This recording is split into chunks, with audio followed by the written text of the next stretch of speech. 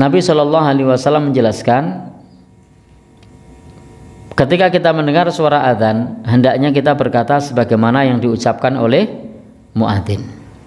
Ketika muadzin mengucapkan Allahu Akbar, naqul Allahu Akbar. Kita berkata pula Allahu Akbar.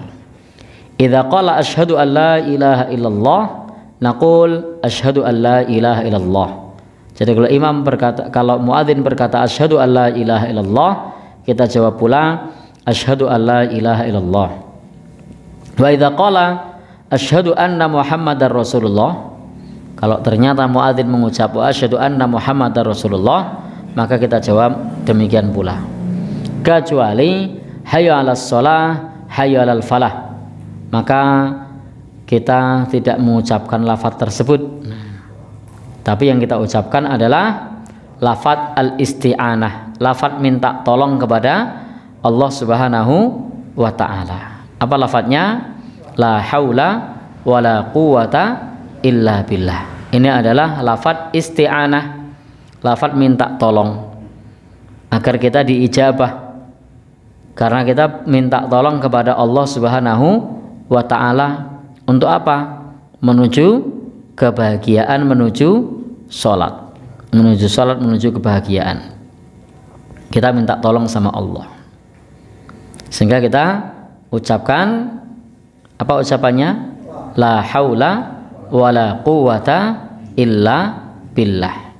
Tidak ada daya, tidak ada kekuatan melainkan dari Allah Subhanahu wa ta'ala. Jadi itu yang bisa kita ucapkan. Wa idza qala fi sholatil fajr, apabila di dalam salat subuh, as-sholatu khairum minan naum, apa yang kita ucapkan di situ? As-sholatu khairum minan naum. Apabila ada yang mengucapkan muadzin mengucapkan Allahu Akbar, kita ucapkan lagi Allahu Akbar. Muadzin mengucapkan la ilaha illallah, kita ucapkan pula la ilaha illallah. Summa ba'da dzalika nusolli 'alan nabi. Maka setelah itu kita mengucap sholawat atas Nabi. Jadi setelah azan kita mengucapkan sholawat ke atas Nabi Shallallahu Alaihi Wasallam, seperti Allahumma salli ala Muhammad. Kenapa? Dalam hadis tadi disebutkan mengucap sholawat Nabi. Summa sallu alayya, kemudian ucapkanlah sholawat ke atasku, kata Nabi. Maka setelah adzan kita bisa mengucap Allahumma salli ala Muhammad. Nah, ini dianjurkan. Kemudian setelah itu apa? Setelah mengucap Allahumma salli ala Muhammad, maka silahkan berdoa. Allahumma rabba hadhihi ta'wati tammah was salatil qa'imah ati Muhammadanil wasilah wal fadilah wa ba'athu maqamam mahmudanil ladzi wa'attah. Nah, kita bisa mengucapkan wasilah ini atau doa ini. Ini adalah yang diperintahkan oleh Nabi. Barang siapa yang meminta wasilah di sini, insya Allah dapat syafaat Nabi Sallallahu Alaihi Wasallam. Yakni syafaat dari Nabi, al-wasilah maksudnya adalah darajah aliyah fil jannah, derajat yang tinggi di surga. Jadi mendapatkan derajat yang tinggi di surga. Yakni a'lama yakunu, kondisi yang paling tinggi yang tidak bisa dicapai kecuali untuk seorang hamba Allah dari hamba-hamba Allah. Dan Nabi Shallallahu Alaihi Wasallam berharap itu adalah beliau, insya Allah ta'ala. Jadi intinya beliau adalah afdalul khalq, makhluk yang paling utama di sisi Allah, Nabi Muhammad Sallallahu Alaihi Wasallam.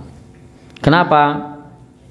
Lianna ummata Muhammad, karena umat Nabi Muhammad Sallallahu Alaihi Wasallam tat'ullah bidzalika, meminta berdoa kepada Allah dengan itu, ba'da kulli adzan, setiap kali setelah adzan, wa du'a bainal adzan, dan doa di antara adzan dan iqamah la yurad, termasuk doa yang tidak tertolak.